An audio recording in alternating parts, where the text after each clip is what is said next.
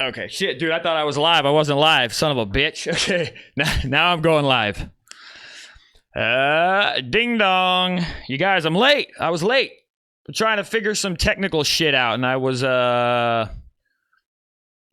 of a little out of whack, but I'm here. I made it.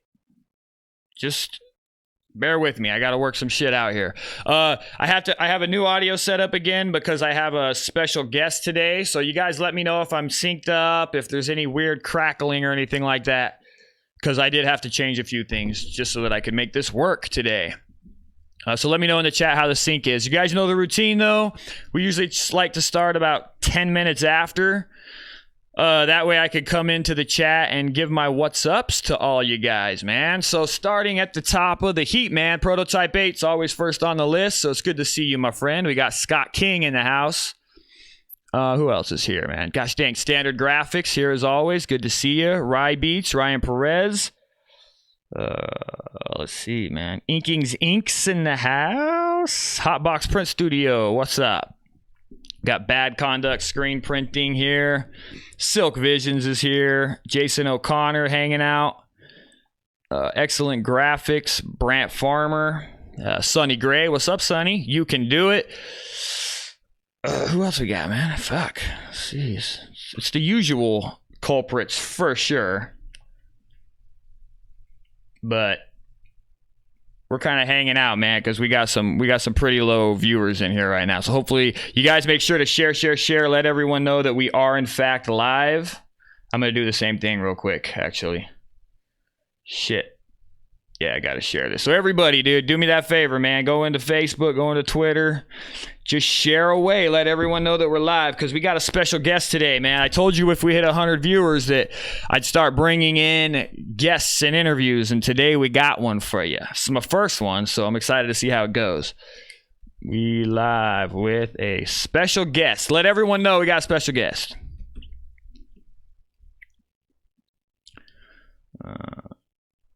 Dude, I got a lot of sharing to do here.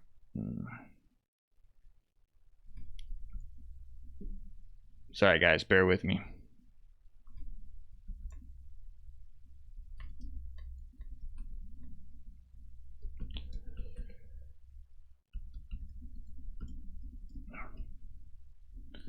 All right, guys. So is everything sounding good? Oh yeah, we got Jimmy Johnson with the super chat. Yo. That's amazing, guys. DJ and design with Cam. You never holler at me. Jamie Roa, I never see you, man, but I'm hollering at you right now. Shout out to Jamie Roa, if I'm saying that correctly. It's good to see you. I'm glad you're here, man. Shroom Brothers is in the house. Inking's Ink, Linking Lino Kodos here. Oh my gosh, you got y'all, man. You guys are starting to come in like crazy. This is amazing. All right, now we're money, guys. So make sure I'm about to roll that weight screen. Oh shit, never mind. I still got more shouting out to do. Beard Booze is here. Joshua Whitlow's here. Blessed 360. Think you're a newbie. What's up? DMK Print Shop. Rezi Ramos. Tortua. Mr. Tuga. What up? City Prince. Danny Crochet. Raul Maxwell. Oh my gosh, you guys, there's a bunch of newbies in the house. DJ Robert Wheeler, Endless Ink Printing, Ivan Ramos. Holy shit, dude. There's like almost too many to do now at this point. Normally by this time, there's not all of you all aren't in here yet. Dalton Pessler, finally made one. I'm glad you're here, Dalton. Welcome to the live show, man. This is the perfect day to come because we got our first live guest interview kind of deal, so I'm excited to see how it goes. I don't know, we might have technical difficulties, you never know with this kind of shit, but I hope it goes over well. Knockout Graphics, Gio Luna, Mark Guerrera, Jeffrey Addison, shout out to you guys. Martin Gomez, shout out. Brian Bufka, 29 Graphics, Elevated State of Mind, DJ Robert Wheeler, Ruel Maxwell. Man, uh-oh, why am I hearing myself? Oh, that's you, dude. Okay. I feel like that's it, guys. So I'm ready to start the show because we got a lot of shit to get through. So if I didn't shout you out in the chat, I'm sorry, but the show must go on, man.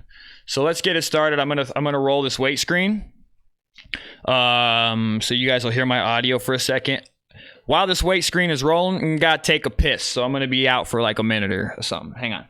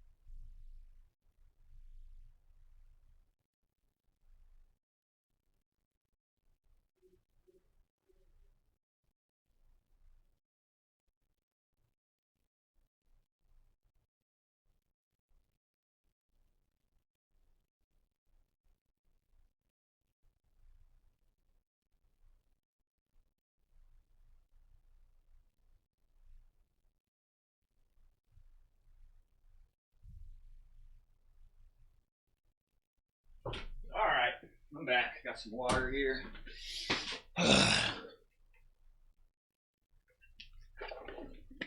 All right, guys. If you're just tuning in, we're just on the weight screen, but I'm gonna go ahead and roll the intro, and we're gonna get this puppy started in 3, 2, 1, action.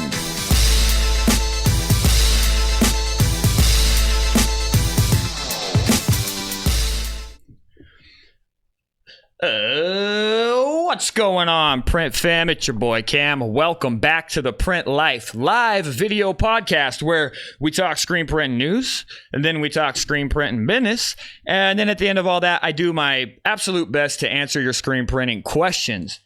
Today is a very special show because this is going to be my first official interview with really an OG in the screen printing game. He reached out to me when he saw that I was having some issues with getting the tri-lock system, and then we had a conversation, and as we were talking, I started to see a really cool concept and topic that maybe we would have the opportunity to talk about. So I asked him if he would be my first ever guest on the show, and graciously he said yes. So we're gonna bring him in. His name is Rob, and he is the owner of the Shirt Peddler out of I don't know, California, somewhere out there. I'll let him explain all that shit because I don't know. But before we get to that, I got to do all the introduction shit. So, I got the whole social media shit that I got to do. So, starting with, follow me at Cam Earven on Facebook. Or I'm sorry, on Instagram and on Twitter at Cam Earven. That's CAMEARVEN. And then make sure you head on over to Facebook, and you're going to send a request to the Print Life Facebook group. That thing's growing. The community is getting strong. The fam is strong. Everything's looking great over there. And then last, but certainly not least, make sure that you are subscribed to the Print Life YouTube channel. This damn channel it's getting crazy. It's starting to blow up, man. I'm having a hard time keeping up with all the correspondence and the comments, but it's fun, and I enjoy it. Before we actually move on to the interview, I do want to just run through the news. We're going to head on over to the Facebook group, and we're just going to run down some of your guys' shop news really briefly. We're going to kind of move through this time so that we can get to the interview. So let's do that just right quick. Let's see here. Oh, great. Shoot. Sorry, guys. I got to work some stuff out here. There we go. Okay, so here's the Print Life Facebook group, and I had to do some reworking with OBS and shit, so I'm a little bit frazzled right now. Things aren't suited up properly, but we're going to work our way through this. So, starting with Mr. Ryan Perez. He's got some interesting shop news going on. He picked up a screen rack and a hat press, and he's on his way from the ISS show. So you made it out there, huh? Congratulations, man. Hopefully you got some good stuff. Hopefully that hat press works out well for you. Yes, I am live, so we here. I see everybody is sharing. Good job, good job. James Hamilton working on some neat graphics. This looks like, oh wow, a printer chick. Rocking a squeegee, got some screen tape. Very cool, very cool. Who else we got? Brandon Griffiths. So we're gonna attack this on the Q&A portion of this, but this was an interesting thing. Brandon reached out to me earlier today, had some questions about this Jason Voorhees mask, so we'll tackle that in the Q&A portion of this sucker. I saw a bunch of news, man, and now it's like it seems like it gets buried every damn time. Simulated process job from Trey Martin. Looks good. Very, very cool. Who else we got in here? Shop news. Okay, we got Chad Holcomb. Looks like they're going to be moving their shop about an hour and a half from their current location. And he's just wondering if anyone's been through it before. He's nervous as hell. Is wondering how it's all going to go down. Yeah, dude, I think moving is nerve-wracking every single time. But congratulations, dude. Very good stuff. What else we got? Shop news from Bob Jewell. Yeah, you guys are doing this perfectly, man. You're putting shop news in the opening sentence, so it really stands out to me. Bob Jewell's gotten his first wholesale client from one of their new graphics. So this graphic has no track record for sales so far, but they're stoked that the client was willing to bring it in. It's a small order, but it's a start. So congratulations, Bob. It's cool looking, man. It's a nautical graphic. I love it. Kevin Gunn, man, this was interesting to me. I was looking at these some time ago. So he ordered a 6x6 press, but this isn't just any 6x6 press. This is a Chinese-made press. It's one of those that you can order on AliExpress, and I think there's a few local distributors of them. But yeah, dude, I looked at them too. I think for the price, these things are definitely worth a shot, right? You can't say for sure one way or the other how it'll work out, but since you are testing it out, man, you be sure to let us know the progress, and maybe we can have a chat about it at some point. But I'm sure it'll work. Most manual presses are just some basic hardware, some clamps, some springs. It's not a lot to them, so I wouldn't be surprised if it works out well for you. Congratulations, though, man. Let me know how it works out.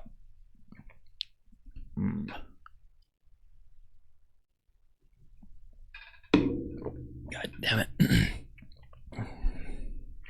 Ooh, flat earthers. I love the troll of flat earth. It's just fucking entertaining to me all the way around. I even often take the side of flat earthers just because it's so much fun. Looking for some more news, guys. Doing my best here. Am I even in the right goddamn thing? Probably not.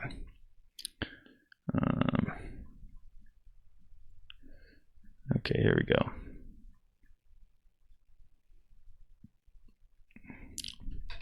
Well, shop news. Okay, this is from Chad Holcomb. Oh, no, we already did that one. Did it. Dude, this newsfeed thing is crazy, bro. Shop news. Kevin Gunn just got paid today. Got a pocket full of change. 50% paid on the job. 110 shirts with printing tomorrow when the blanks arrive. One of those 3 customers I was whining about came through. Well, congratulations, Kevin. Shop news. Fisher's screen printing and vinyl. Here is proof that you don't need a lot of money to get started doing what I call the nasty. LMAO, whatever the hell. I call the nasty because everything in this 10x13 room was purchased on the cheap. So far, only $578.37 invested. That's the beauty of screen printing. The cost of entry is pretty low. The cost of growth is something else, but the cost of entry is low. Cheap Chinese press took a week to dial in. SOB. So it actually holds pretty good registration. That's awesome. Works like a charm. Cheap vinyl cutter. I tried one of those. Broke on me like within a week. So I went off and bought a Graphtec. Keep in mind, garage of this room. Well, anyway, dude, congratulations. It looks like a nice little setup. I hope it works out well for you. let us know. Keep us posted on the status. Keep us posted when you get your first client. Keep us posted when you build a website out. We want to know, man. So congratulations to Kenneth Fisher on starting your print shop. Cody Ritter has some news. The shop is coming together, new electrical and getting all the small shit done. Very cool. Electrical stuff, man. It's a pain in the ass. Can you do it yourself, or did you have to hire an electrician? Let us know in the chat. And working my way through the feed.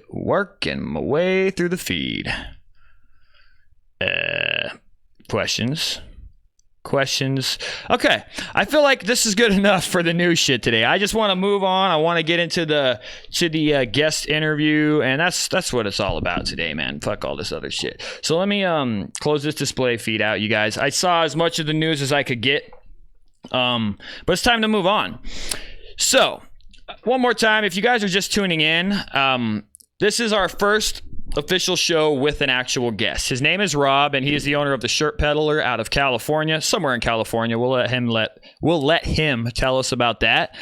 But I'm gonna go ahead and bring you on in here, Rob. I'm turning your Skype feed on now, and then I have to bring this shit in as well. Which, there we go. You guys, this is Rob from the Shirt Peddler. Can you see him? Right on, man. So, yeah, dude, thank you for coming out, my friend. I know it's a little nerve-wracking and just trying to figure this whole thing out. You guys, he basically hung in there with me for the better part of 2 hours while I tried to sort out all the technical difficulties of this thing. So thank you so much for tuning in, guys. And Rob, thank you for being here. I guess before we get into the questions, I just wanted to kind of have you give an introduction to who you are, you know, your first name, your last name, the name of your business, how long you've been in business, you know, just the general shit like that.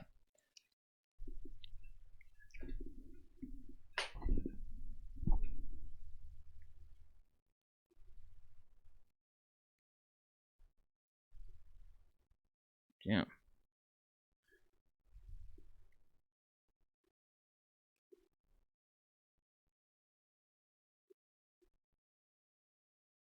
Yeah.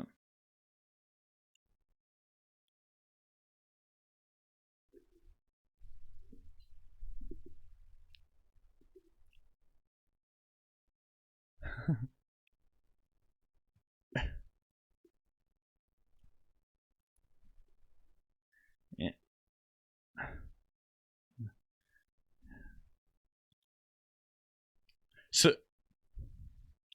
So that was your first foray into the screen printing world, was that job? Okay. Oh shit. Hey, Rob, hang on. Dude. They said there's no goddamn audio. Okay, guys, you got audio now? Yeah, so that's fucked up. Okay, can you guys hear him? Okay, Rob, can you say something? Say hi to the guys. Can you hear him now? Can you hear him now? Can you hear him? Can you hear him? Son of a bitch. Bro, Rob, this is horrible, dude. It should be good to go. Should be good, man, but it's not good. It's not working. Okay, let's try. I'm gonna try to take this mic off, guys. Hang tight, guys. We're gonna try to figure this out. Son of a bitch. I thought we had it. Okay, can you guys... All right, Rob, can you say hi to everybody? Can you guys hear him now? You're on echo mode. Nope. It's not working. From Rob's cam. Cam's audio is doable. Rob's audio is very low. I'm echoing badly too, so that sucks. Fuck. Okay, let me try something else. Hang on, guys. We're gonna get it. Or we won't. I don't know. That's the thing with this whole fucking shit, man. Nothing ever works the way you need it to. Alright, so I'm not echoing. You hear me good? I hear you good too, dude. I don't know why. Okay. Now. Alright, guys. Echo's off, but you can't hear Rob, right, guys? Echo gone. No, we can't. Okay. Let me think here. Skype. I'm gonna figure it out. With that, I'm gonna get it figured out.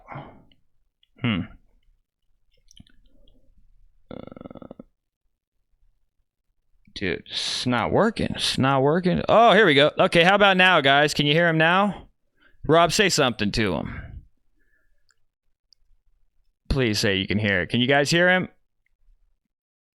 Rob, no audio. Okay, I think they heard you, dude. All right, Rob, can you say one more thing for me? Okay.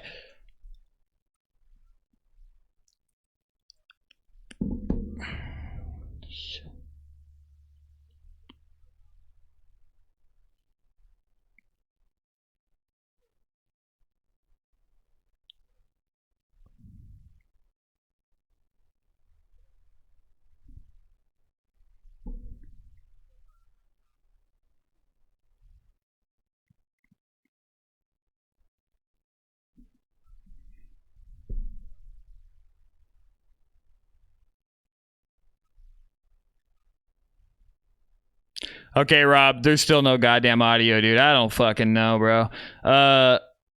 Do you see that little thing on the little mic looking thing? Is that all turned on? There's no X marks or anything, right?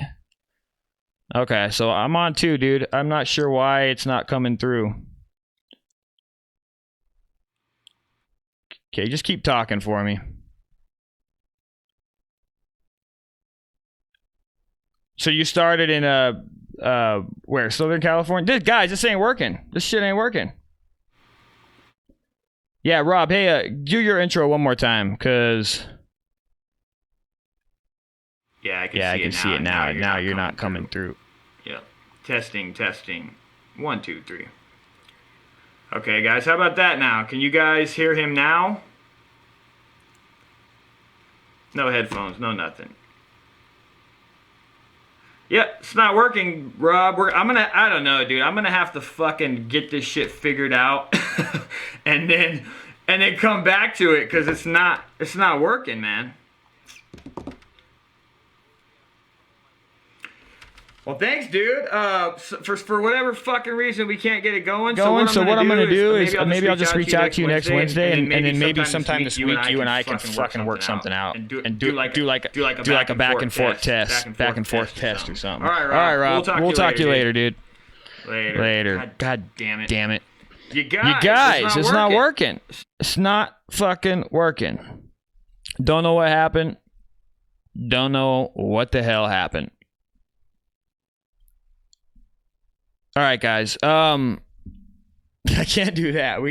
It's got to look somewhat good. So what we're going to do is him and I are going to fucking get together this week, not the same day, and then we'll actually do like a test thing and see if we can't work this out, man. Let his sound play. And yeah, well, what'll happen is if I don't have the headphones plugged in, you'll get that echo. I tried doing that. None of it works.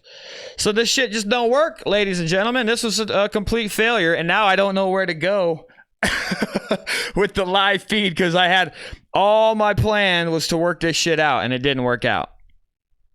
Yeah, we all wanted to hear what he had to say, guys. And Oxy audio into your interface. I'm not even using the interface now. So if I take the headphones off, do you think we can pick them up? Let's try that shit. Okay, so there's no echo from me right now, right? No sound. Fucking Jesus Christ, dude. No sound? Figure it out. Shit happens, guys. Oh, it totally happens. No, as far as OBS, I can't figure out OBS to save my life. It literally destroys my whole world, dude. Next time it was so... Yeah. It was cool. It was exciting. It's just sometimes these things don't work. When it comes to like looping and patching things in with other things, you never know how it's going to go. Can you hear me though now? Can you guys hear me? Okay, so I'm good. I wonder if it was the headphones that was causing a problem. You know what, guys? Let me just try to patch him in one more time. Just one more time. And let's just see what happens.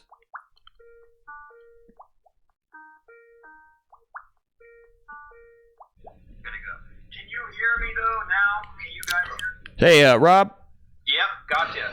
Dude, so I don't know if they can... I just wanted to try to patch you in one more time here. And just see if... Because they were thinking maybe the headphones weren't plugged in. Or because the headphones were plugged in, that maybe it was muting you out. So I'm gonna go back to the chat right quick and just see if they can hear you. Can you guys hear Rob? Rob, just say what's up to the print fam right quick. Can you guys hear me? Test. All right. Okay, so maybe it was just because my fucking headphones were plugged in, man. I don't know. Shit. But I'm wondering if all that's happening is that the mic is picking up your audio from my laptop. That would suck. Okay, anyway, we're going to run with it, dude. Okay, so you guys, I guess we kind of sorted it out so we can still conduct this interview with Rob. So let's pick up where we left off. How about it? So Rob, just because they couldn't hear you, we just want to let them kind of know how you got started in this industry. I know it's weird repeating yourself, but do you mind? All right. So what I was trying to say to everyone earlier is that, you know, I worked in the skateboarding industry, basically. Worked at skate shops, eventually worked for a skateboard company, and then moved to Orange County. And stuff was just like, you know, changing, just not in the direction I wanted to go. And so I ended up leaving that company and coming back to San Luis, my hometown, which is 3.5 hours north of Orange County. So coming back to my hometown, needed to get a job. Only thing I knew of was a screen printing shop that I knew that used to do our screen printing when I worked for that company. So I just jumped in, filled out an application, and they hired me, and basically had to learn a lot of stuff in like a week's period of time, because I was like one of 3 people they had there. They had a full automated MHM screen printing press. This is back in 1986. Oh, wow. So, yeah. I mean, MHM was pretty much the top of the line back then. M&R was around, and they were making awesome machines still, but they weren't really like a lot of screen printing shops were using them. But MHM was kind of like, they had like the best automated system around at the time, for all I knew. Mm-hmm. So I kind of just jumped in and learned. They didn't have any manual printing equipment at all. So oh, like, really? Newman roller frames, like, you know, you had to reclaim like 50 screens a day, code those same 50 screens, and then image another like 40 or 30 for the next print schedule for the next 2 days out. So your introduction into this industry was on the automated side of things. Big production, large volume kind of stuff. Like literally like the day they hired me was like, I went out in production and the guy like introduced himself, shook my hand, hey, welcome aboard, grab that box, follow me, put it off the shelf, here, catch all these shirts. That's cool, man. You had a trial by fire. Yeah, so I'm at the end of this dryer catching like the better half of like 5,000 like shirts for some like triathlon they were having. Yeah. So that's kind of like you get thrown into the fire pretty quick, so you kind of learn. You have to learn a bunch of shit. Yeah. It took me a while, but it was awesome. It was an awesome killer experience, like going into that. And from there, they kind of like shut down production after me being there a year, and so kind of like already had a hookup at another screen printing shop. A friend was a production manager there. He knew I burned screens, reclaimed, and stretched screens at this other shop. So he's like, "Yeah, man, come in and you can, you know, run our pre-press department." So I was like, "All right, I'll give it a shot." So I did. Worked there for like 3 years and or 2 years, and then another small company in San Luis was going to auto, and they knew I had worked around auto presses and pre-press, and guy wanted to basically build his automated production facility before the machines were being delivered. So he bought a brand new M&R press, exposing units, all kinds of screens. So the screens were there before the machine was, so there was stretching screens. Construction guys were coming in, building dark room, building the walls, getting everything all squared away. So that was kind of like a really cool experience to like work with someone that was like getting into the automated printing world. So it kind of like, you know, used the knowledge that I had from previous shops and kind of just told them, hey, this is how it should be set up. This is how you want your screen printing facility to be, so that way garments are coming in, your printing, dryer needs to be faced this way. So it was kind of like a, you know, most people don't get in the industry that way. They just like go work at a shop, a couple squeegees or catch a couple shirts, whatever, and it is what it is. But it was kind of like a cool thing to do that. And then basically I was recruited out of that shop. The tech from M&R saw my abilities with like electrical, mechanical, and I worked on cars and, you know, was into motorcycles and just, you know, was a skateboarder. So I just really had that drive and that passion for like, you know, building shit. So It was cool. He saw that. He hit me up a few months later and said, hey man, do you want to come be a service tech for us? And So you were printing, but it was just opportunities. They kind of sent you into the world of press tech, being a press tech or a press mechanic or whatever the hell you call it. Right. So being a screen printer, they saw that, you know, this guy is mechanically savvy. Mm-hmm. This guy knows how to set up dark rooms.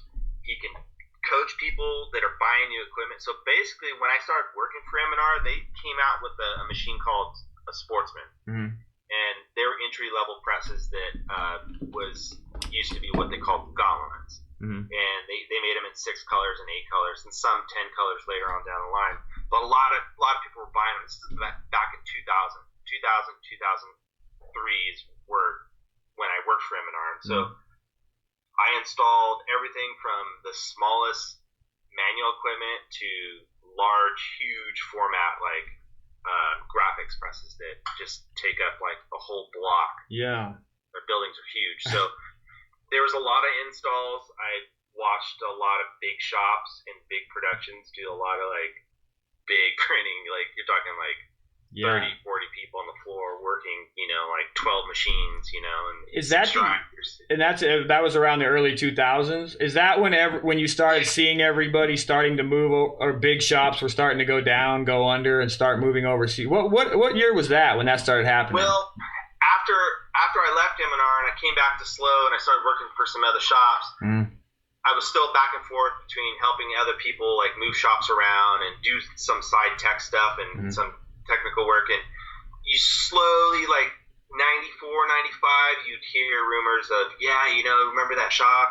They had like 14 machines. Well, they're down in Mexico now, or they're in South America. So slowly but surely, people started like getting so big that they eventually moved to South America or Mexico or overseas, or just shut down completely. Yeah. So there was a lot of equipment, you know, floating around, and the people that bought this used equipment were getting these rad presses, you know, M&R presses, TOS presses, I mean, dryers, small manual presses, screens, equipment, ink, whole inventory, whole entire shops were being like put on the market. So Jesus. And then it fluctuated a little bit. It wasn't like a big bummer, but it was happening. It was happening. And then after a while, it picked back up again. You know, other people started, you know, starting other shops and whatnot. So you saw that huge climb, and then it kind of plateaued, and then now what I'm starting to see is that there's a lot of small printers that are starting to start up in their garage. They're doing wide projects, they're printing their own stuff, so it's kind of interesting to see it all like evolve the way it has. And then you got the digital world. Yeah. Well, what about the big, and you guys, we have some questions too, but we're just kind of picking his brain now. What about the bigger shops? Are they starting to come back? Are you seeing them start to come back, or are they still staying over there in Mexico and wherever the fuck else? You know, it's kind of like it's half and half.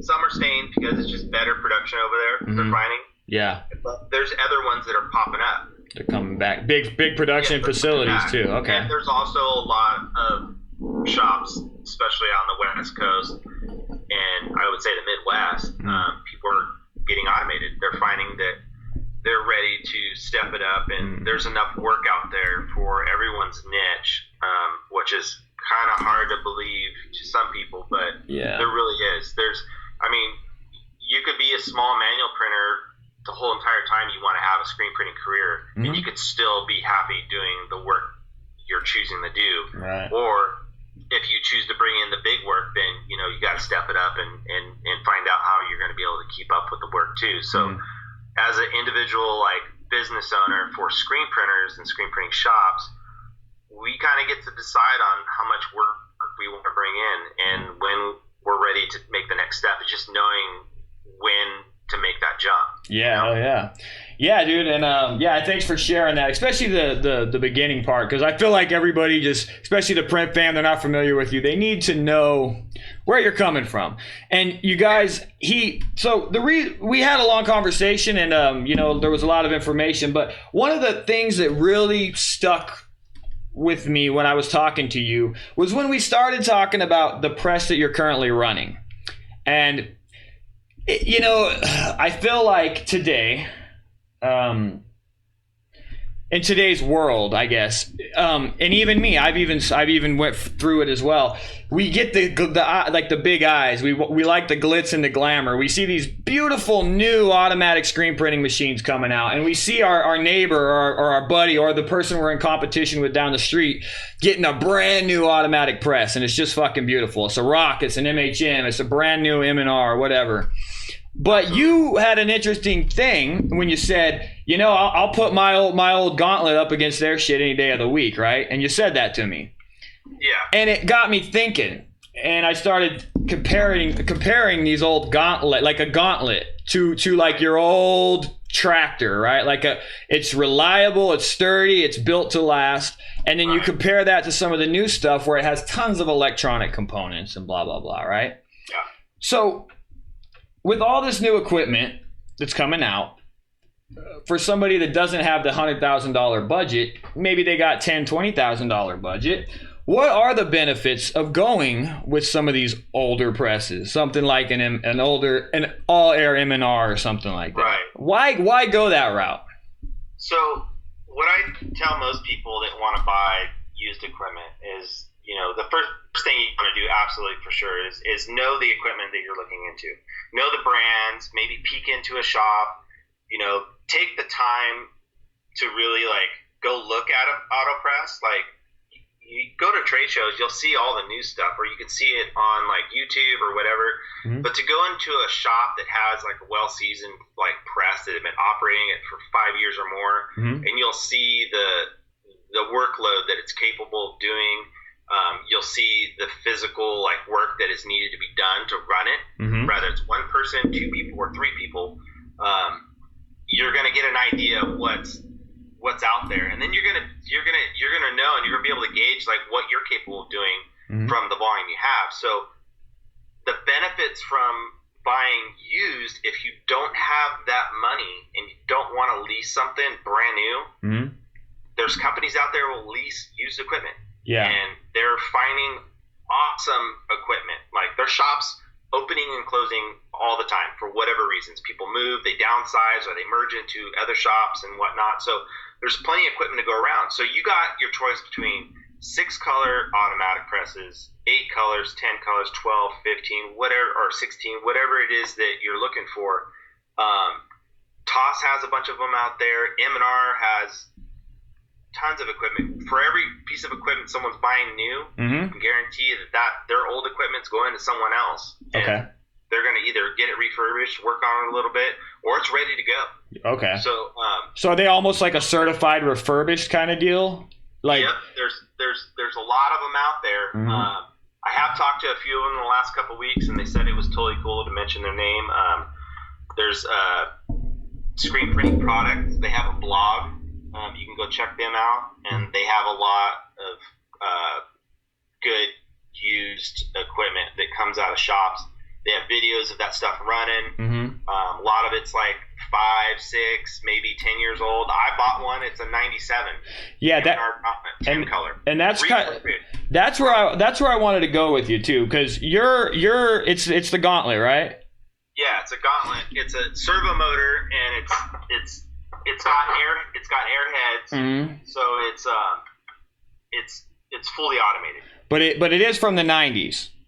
Right, it's a 97. And so it's a 97, and it's mainly air, just with the servo index and all that. Servo indexer, and it's got air cylinders that push the print heads forward and back, and then it's got chop cylinders that are all air. So majority of the machines that they're even fully automated, they still have air chop cylinders, sure. and air locks for the frame holders and whatnot. So you're still gonna get a press that's gonna have air mm-hmm. on it. And this is something I kind of want to get into because like I know a lot of people don't like to talk price. I don't know how you feel with it, but when you're looking at a press from the 90s, right? Even if it's refurbished, well cared for, and then you're comparing that to a press you're looking at in 2018.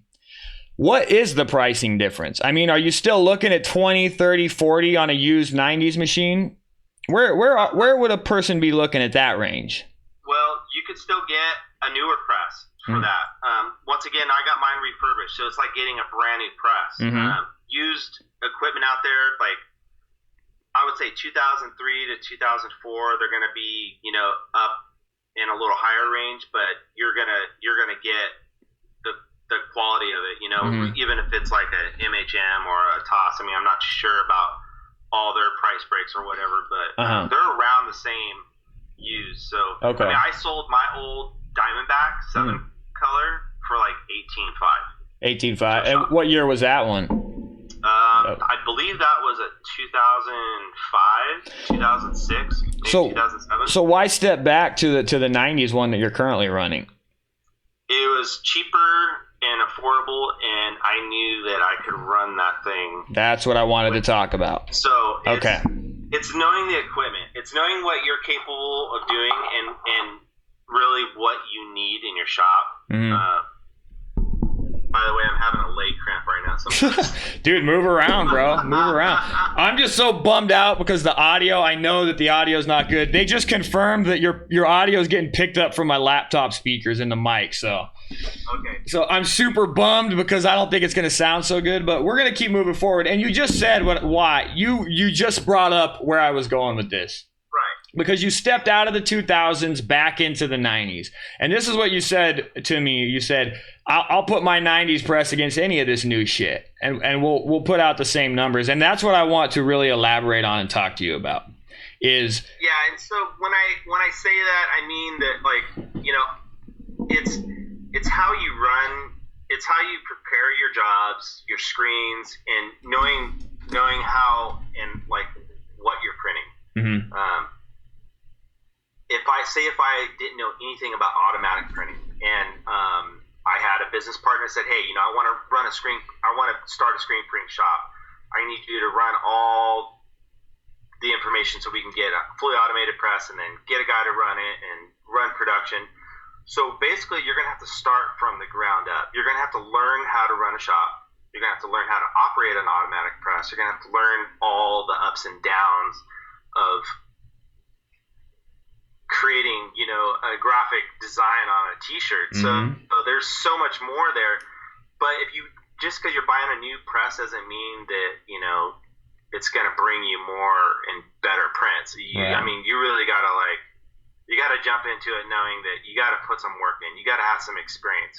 Or if you already have the screen printing experience, then you got to be able to know and be open to it's a learning curve. It's hard for a lot of people.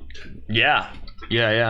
So, and trying to make sense of it all. Just for instance, for someone that is interested in going automated,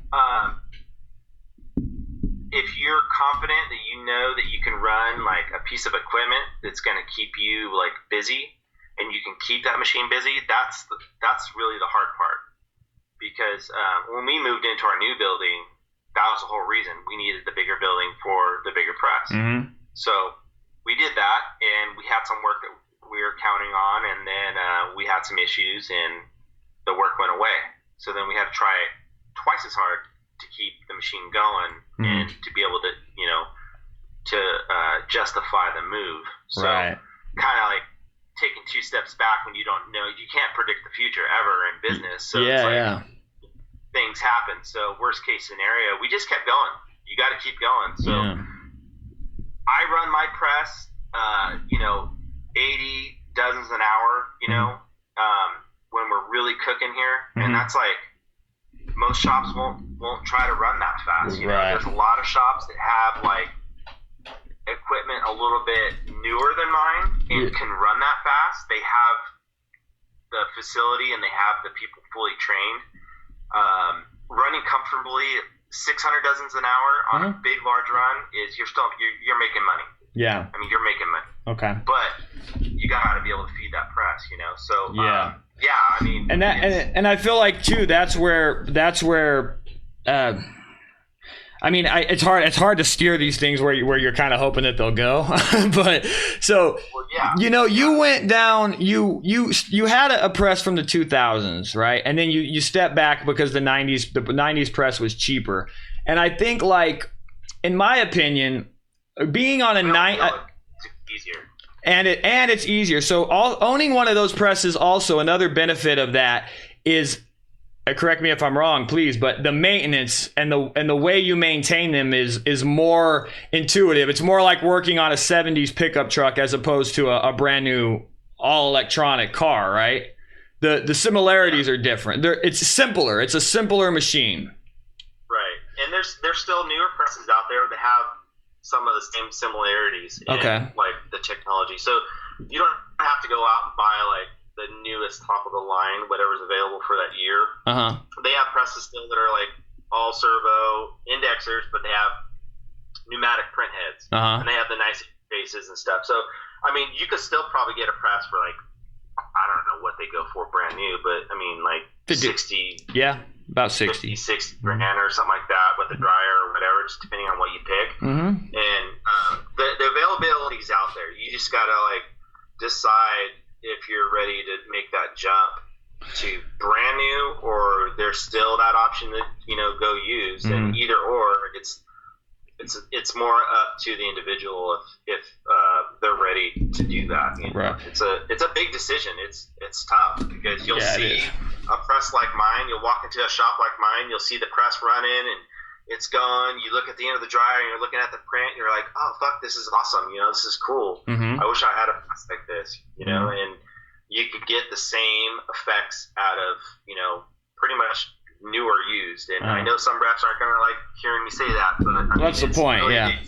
It's, you know, and that's the point. You gotta like, you know, you can make that old Chevy run by fixing a few parts and keeping it going and keeping it rolling and know how to work on it and know how to operate it. Do you find that these presses from the 90s, if it has been refurbished, let's say you find a 1997 Gauntlet or something like that, and it's from one of your reputable resellers, right? And they've went through it, they've replaced all the parts.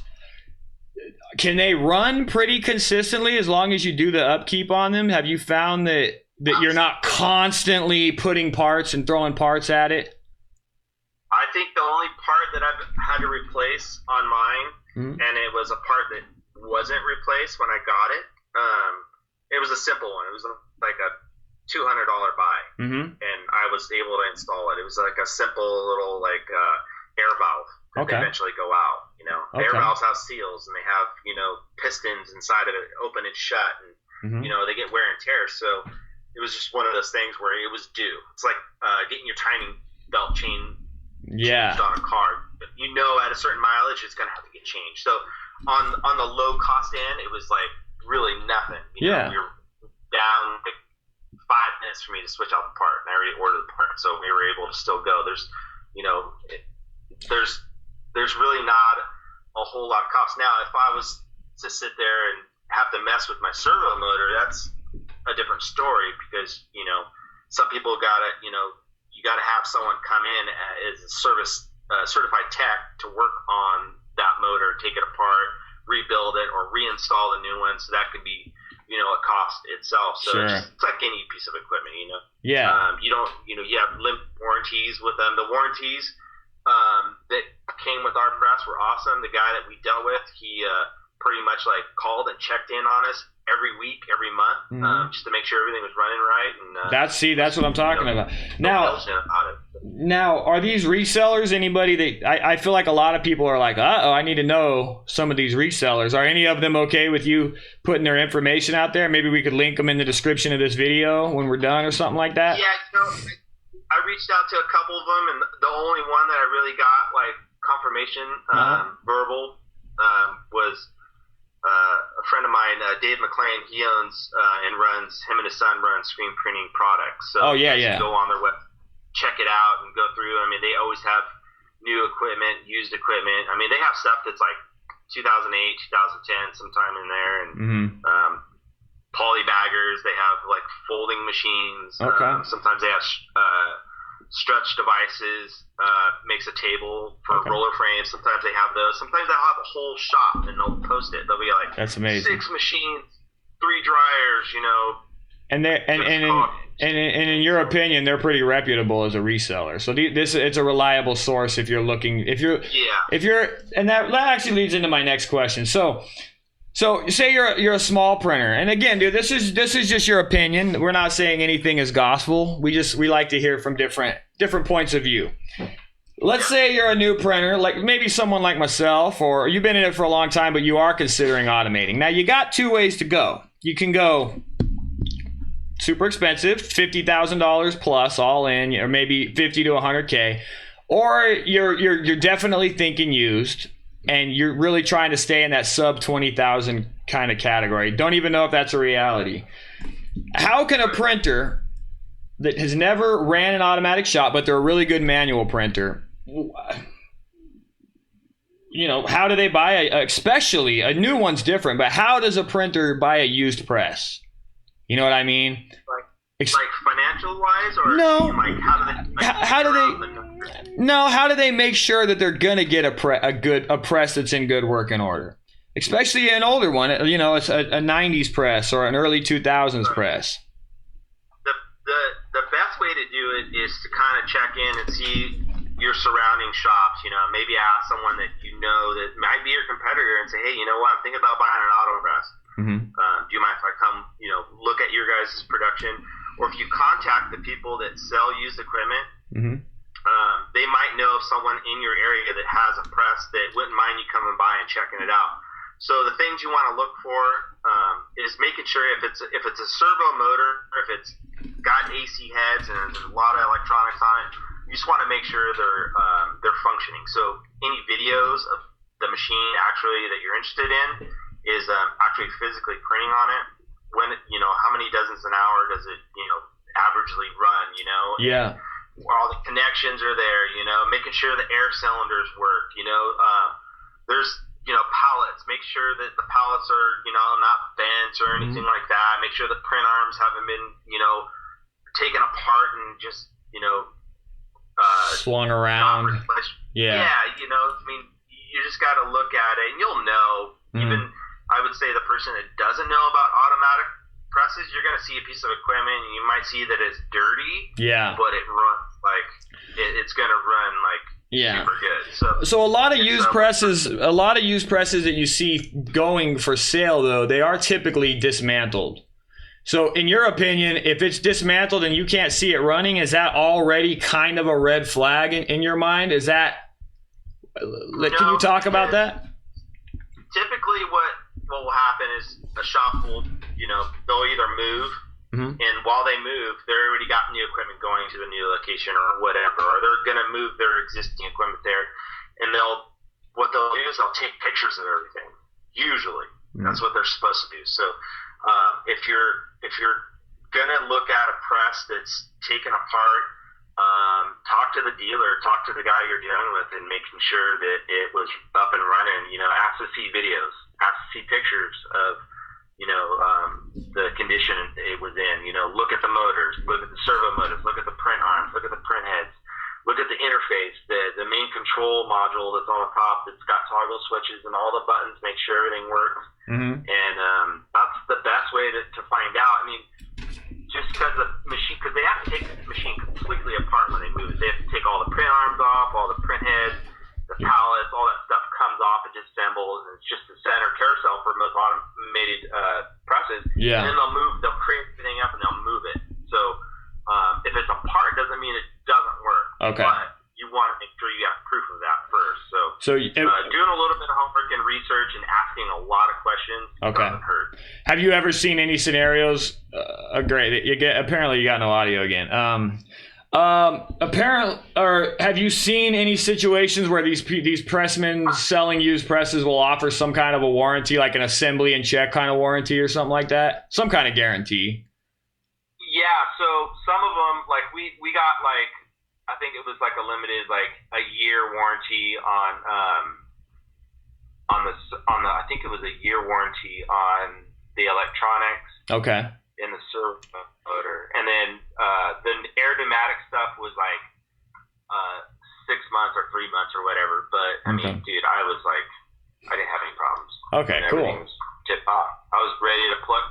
Once they installed it, we were up and running in less than like a couple days. Oh, cool. So and you are a technician on these presses, right? Like that is part of your background, is being a tech. Yeah, that's what I did for M&R when I worked for him. I was a service tech, so I would install, take down, tear down old presses, install new ones, do training. So with that in mind, if you're gonna go back and buy a used press right now, another one. Let's say you're gonna bring a second one in. Is there a model and a brand, or just a particular model that you are confident in, you've seen it run for a long time, and you just trust it? Brand, model, whatever. That you've just... Right. I would say my first choice would be if I was a manual printer looking in to get an auto press, I would look into the brand M&R, because there's no machine out there like it. That's just my personal opinion. But a 6-color or an 8-color. Okay. And if you find one that's all pneumatic, it's going to be a little bit cheaper, meaning not like shitty, but it's going to be inexpensive. It's going to be easier to work on. Okay. And you're not going to be spending a shit ton of money to replace the most expensive part on there, which would be the indexer. The servo indexer. Servo indexers they're pricey. It can go anywhere between like $3,000 to $4,000 depending on how it is. Yeah, I mean, if you buy a brand new one, swap out the old one, put the new one in, that's like $3,000 or $4,000, or maybe even more. I'm not sure what they go for these days, but it can get pricey.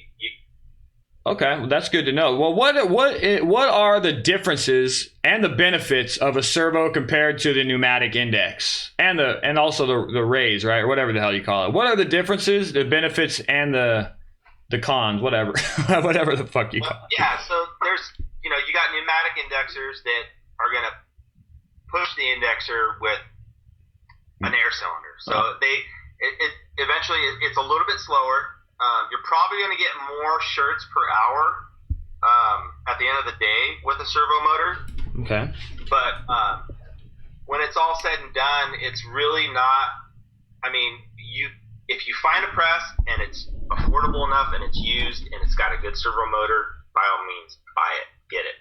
But if it has an air indexer and your buddy says, "Oh, dude, that's an air indexer," those are trash, man. No, they work just as fine. Whether it's a TOS, MHM, or M&R, or whatever, Anatol, or whatever, press, they all work pretty good. So I mean, cool. Like I said before, servo motors, I mean, your press is going to run faster. It's going to give you, those dozens per hour that you need to fulfill that volume that you got in your shop. So most people that look for the servo motors and they know that they can run that press and they can keep it going and keep it feeding, they know about them. They've had them before, or they know enough about them to feel good about that jump and looking for a used piece of equipment that's all electric.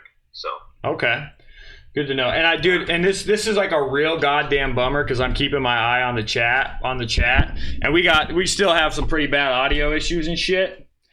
Here's what I want to do, because dude, like, we can work our way through this, but I just feel like this is a good conversation, and I want to try to pick it up when we have a better broadcast.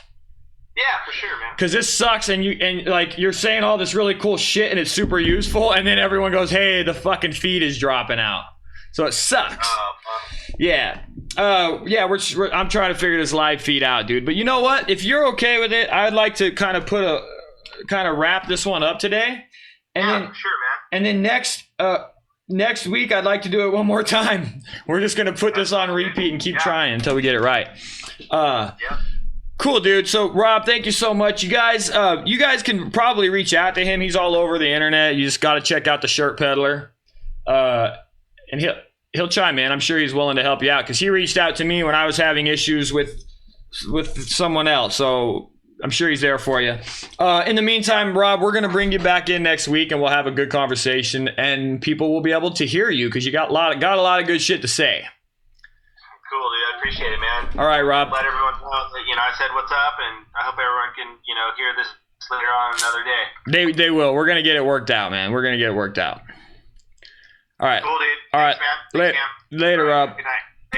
Later. Oh shit, man. All right, guys. You know what, guys? I'm sorry, dude. That's definitely not his fault. It's my fault. I tried getting this shit to work. I don't know how to make it work. It seems like every time I try to change something up in OBS, everything falls apart.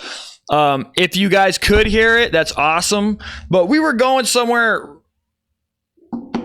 that I really wanted to really be able to dive into it, and I feel like it's an important conversation with him, which is why I want to make sure we got a good quality broadcast before, so that he's not repeating himself, and so that it's useful information that you guys can pick up on. And you saw where he was going with that, where we were going with that when you're just starting out, you may not need to be looking at the latest and greatest. Sometimes you may even become a better printer if you learn how to use a basic, more rudimentary press, like an all-air press.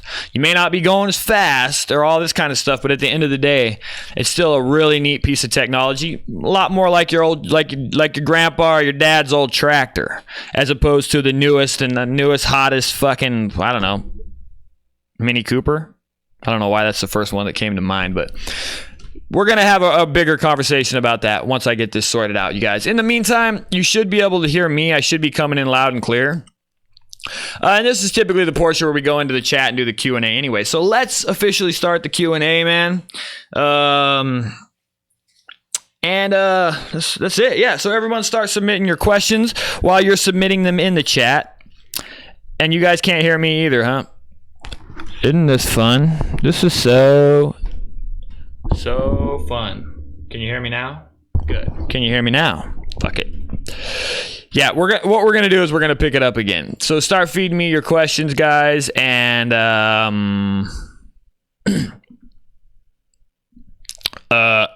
while you're doing that, I'm gonna move into the fucking.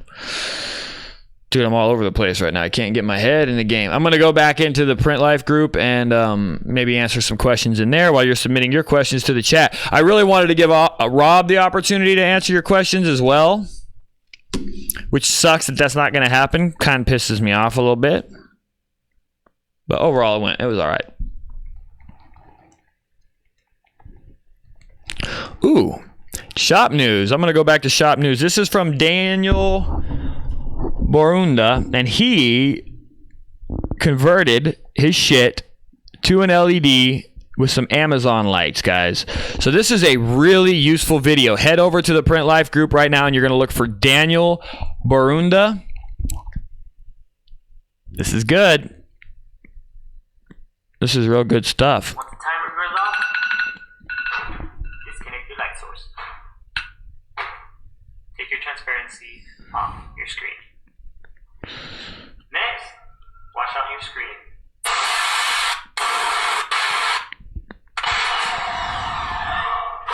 Now your screen is good to print.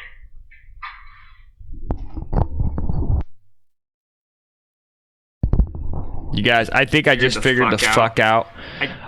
Oh, yeah, it's the echo, though. God damn it. This thing don't work, man. I think I just figured out why you couldn't hear Rob, but it's too late now. We'll have to get it on the next one. Where were we? Questions, guys, questions.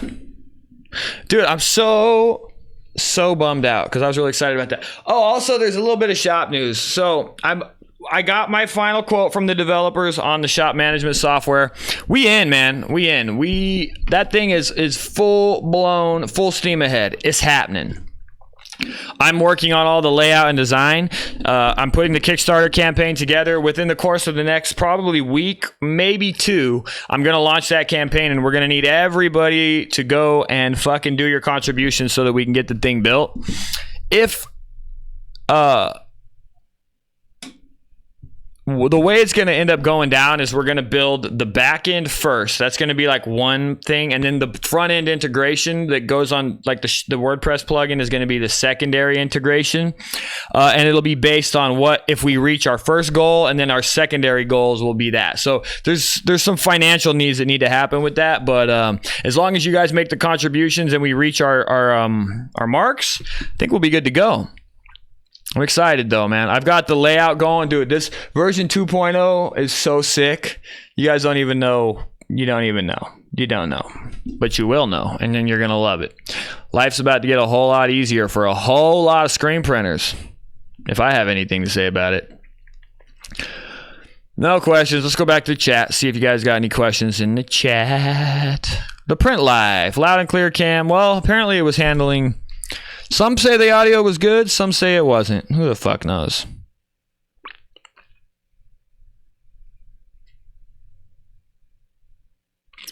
Well, Jared, I'm thinking, I just don't know how it'll work out with the timing, but Ryan Perez, Rye Beats, he's also got a vlog. Check him out. Shout out to Rye Beats. He's going to Magic, I think in February.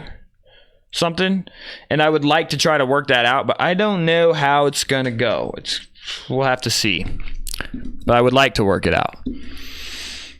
In the meantime, that's it. That's all I got in the works at the moment. Anyway, guys, fuck it, guys. It's 8. I mean, so we kind of were live for an hour. There really wasn't an hour's worth of content. But I'm tired because I know that it only seems like I've been going an hour, but I was also fussing around with this thing for 2 hours previous to us going live. Thought I had it. Turns out I didn't have it because no one could hear Rob, but I was really excited. Anyway, that's it. Let's fucking wrap this shit up, guys. Make sure to give me a follow on all the social media at Cam Earven on Instagram and on Twitter. You guys, if you just tuned in and this is your first goddamn time here, not the best one. Definitely not the best. We've had worse, but it definitely wasn't the best. And I feel bad because this was Rob's first time in here. I would have liked to put on a really good production, but it just didn't work out that way. So I feel a little bit bad for you, but keep coming back because I promise you the shows they're better than this. This was a shit show. My fault. But I do appreciate it if you are here and you are watching and you're hanging out with us. Normally, this was my first time having a guest. So, because it was my first time having a guest, it was a little sketchy. You know, I promise you, if you try to go live as well, it's going to be sketchy when you try to bring guests in. I promise. Especially if you're using OBS, because OBS is a shit show. God damn it. I don't know what I did wrong, to be honest with you. But yeah, guys, it was still fun. It was a lot of fun, actually. It would have been better if it went a certain way. Anyway, yeah, so make sure to do that. Head over to the Print Life Facebook group and send us a request to make sure that you join the Print fam because it's important. And that's pretty much it, guys, I think, right? Yeah. Tune in next week. We're going to try to do this again by bringing on a guest. And I really wanted to dive into the details of these older automatic presses and why maybe you guys should consider changing your stance on going new and possibly consider buying a used press from a reputable dealer or reseller. See you guys next time, Print fam. Peace out. What the fuck, man? I'm so bummed.